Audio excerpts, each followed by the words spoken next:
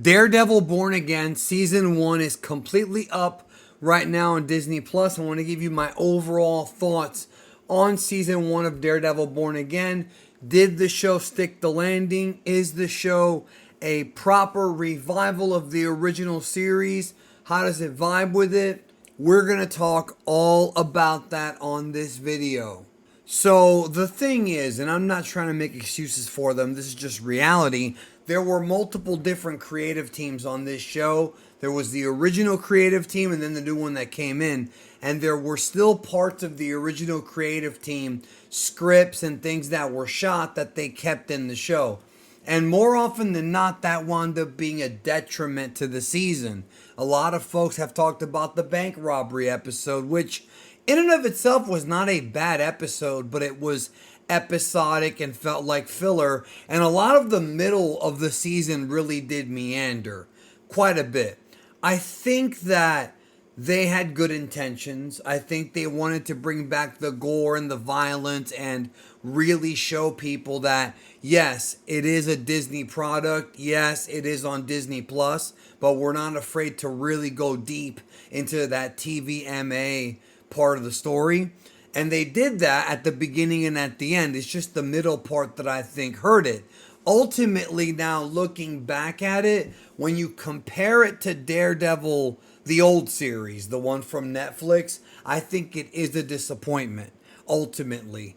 But that doesn't mean I hated it. There's a lot of it that I actually did enjoy. Everything involving Matt Murdock, Frank Castle, Wilson Fisk, and even Poindexter was great because of the performance of the actors, notably Charlie Cox and Vincent D'Onofrio. Vincent D'Onofrio, I know some folks don't like his Kingpin, but he came back into the role and it felt the most like the original Daredevil show, and he really captured the magic of that Kingpin character once again. Now, what they did in episode 1 was very ballsy. Killing Foggy Nelson, I'm not sure that I would have liked that decision. That may have been one that was made prior to them really thinking it through, because you replace the supporting cast for Daredevil with a new supporting cast that I don't think is all that much more interesting. But I understand why they got rid of Foggy, because it created a situation for Matt Murdock to rethink his stance as a vigilante. Meanwhile, Wilson Fisk becomes the mayor and wants to eliminate vigilantism, despite the fact that on numerous occasions Matt Murdock has actually done good things for Wilson Fisk, most notably in the final 2 episodes. The Kingpin will always have something dastardly, in his back pocket. So I think that the show was enjoyable, and there were times in the show where I did feel flashes that felt like the old Daredevil show. The conversations between Matt and Frank Castle is one. The first episode, the final 2 episodes, the stuff with Kingpin, eating food while something bad is going on. Even the part where Matt and Kingpin are having lunch together and sort of discussing where the time was. All of that I found to be really, really interesting. It kind of drew me in. The storyline with White Tiger, I think, ultimately it wasn't necessary, but I think it could have been executed a bit better. That may have been a holdover from the previous creative team, but I do think it could have been done better, executed better. I liked the stuff with Matt in the courtroom. Like, I personally am okay with those courtroom drama episodes, which I know some folks don't like.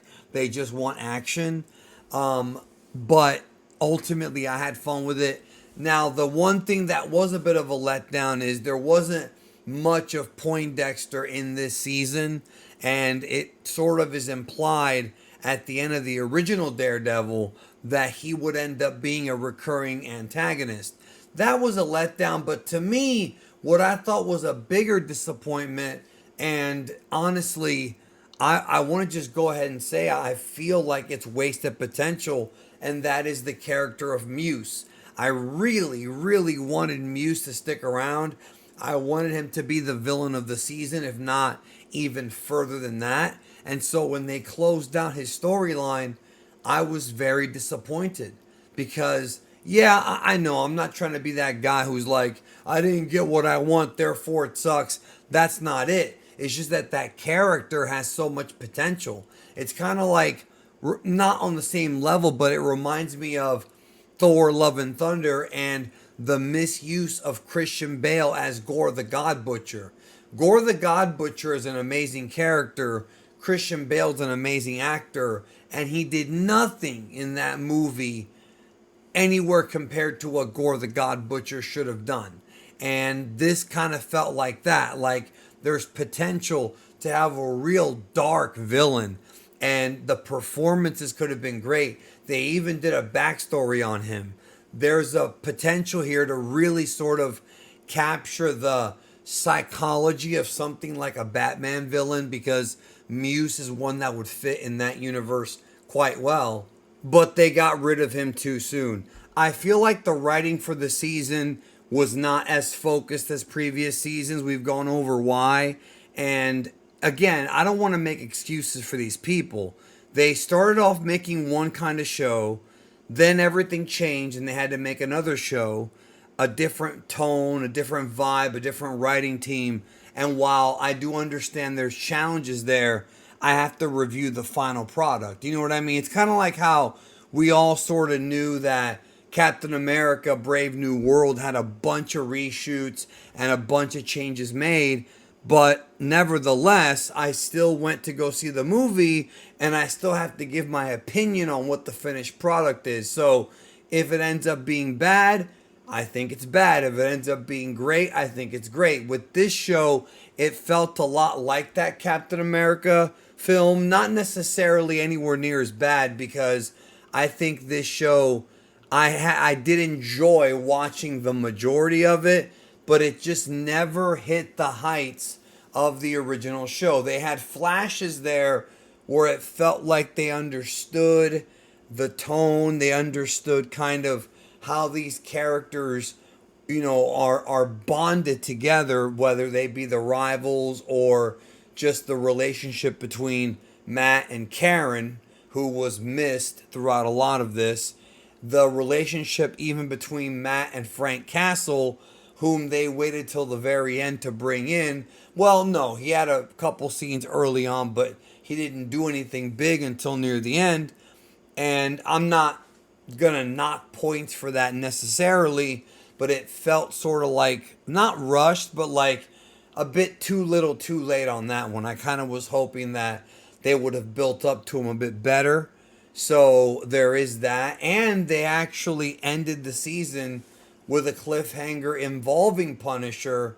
So that story still has to be told, whether it be Daredevil season or Daredevil Born Again season 2, which would technically be like season 5 if you count the original show, but not really. And the rumor of and the hints of the Defenders coming back because Matt Murdock wants to make a team.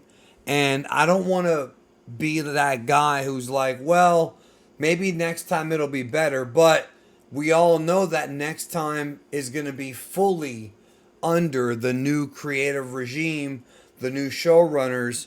So because of that, yes, we can safely say that it's probably going to be better, but that's also not a guarantee either.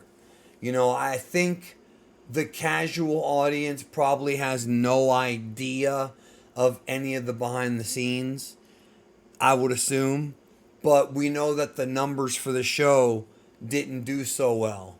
And I think a lot of that has to do with the execution on a lot of these ideas. I get why killing Foggy they felt was important to evolve the Matt Murdock character, but I think a lot of people really liked, and I'm one of them, the interaction and Foggy's place in the show, the importance of him there, and I think maybe people miss that, and killing off a character is Not always a good idea, not always a bad idea. In this case, story wise, I get it, but I think some people just wanted him there because of what he's brought to the table in previous seasons.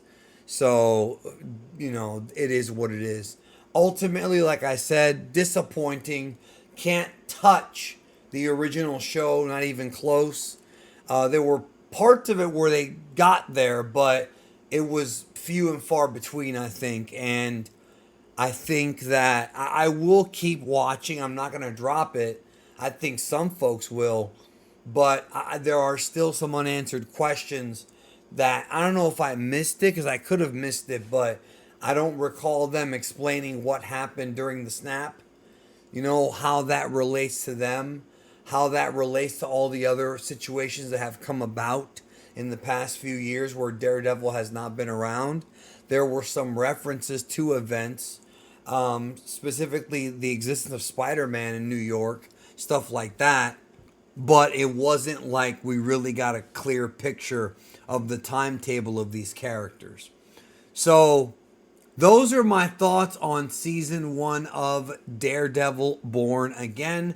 Please feel free to leave yours in the comments below. I think at this point, people who are trying to avoid spoilers will probably not click on this video. I don't know why you would if you're trying to avoid spoilers. But still, it's okay to talk about stuff now. Anyways, have a good one. Take care. I will see you soon.